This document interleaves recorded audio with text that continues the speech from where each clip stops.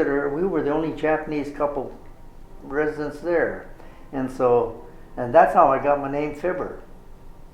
Is that Exeter, they could not pronounce my name, which is Satoshi, the first name. And so I was born in February, so they started calling me Fib. And even now, most of the people in Exeter call me Fib. But then when I got to Fresno State, I guess I lied too much or something, but they started calling me Fibber.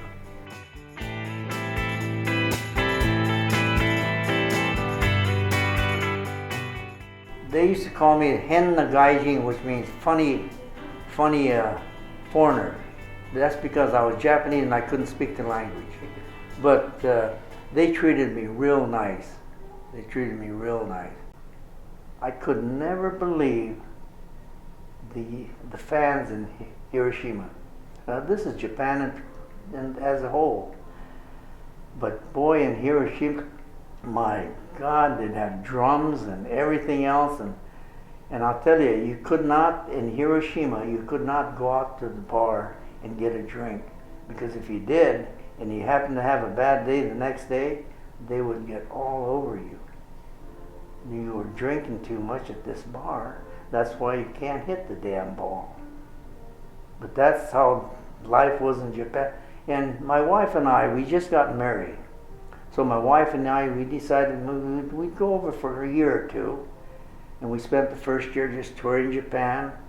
She could speak Japanese, so she was my interpreter. But anyway, I wound up spending 10 years in Japan.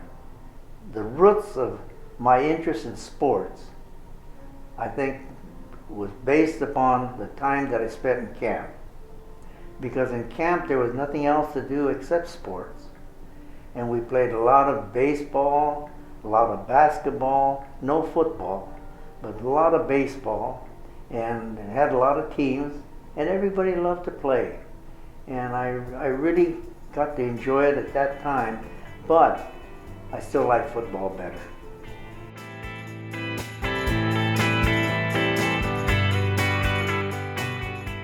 I finally got to a point where the kids were going to start school. And so I had 3 boys at the time, so we decided to come back home. My last year in Japan, I was the manager of the farm club. So it was an interesting situation.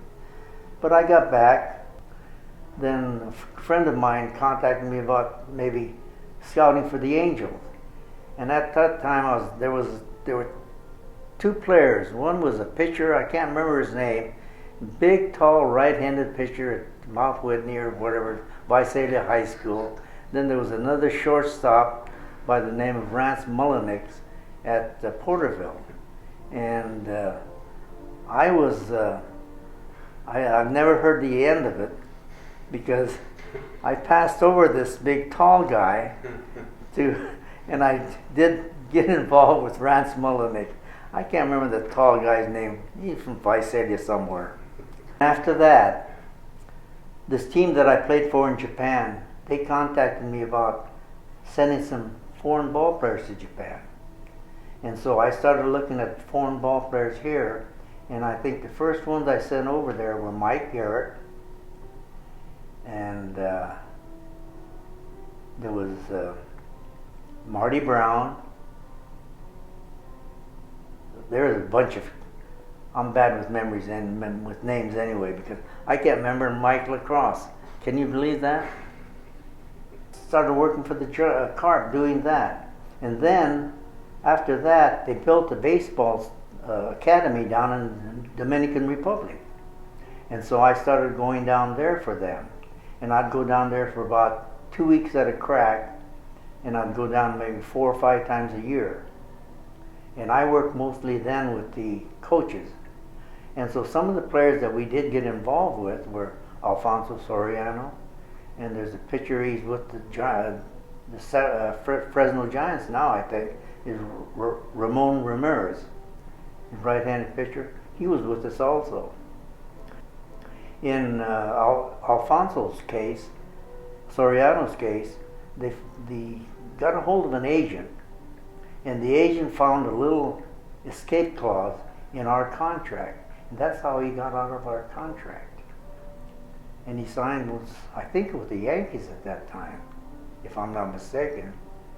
He got quite a bit of money, and even now with the Cubs, he's making a lot more money than we could have ever paid him.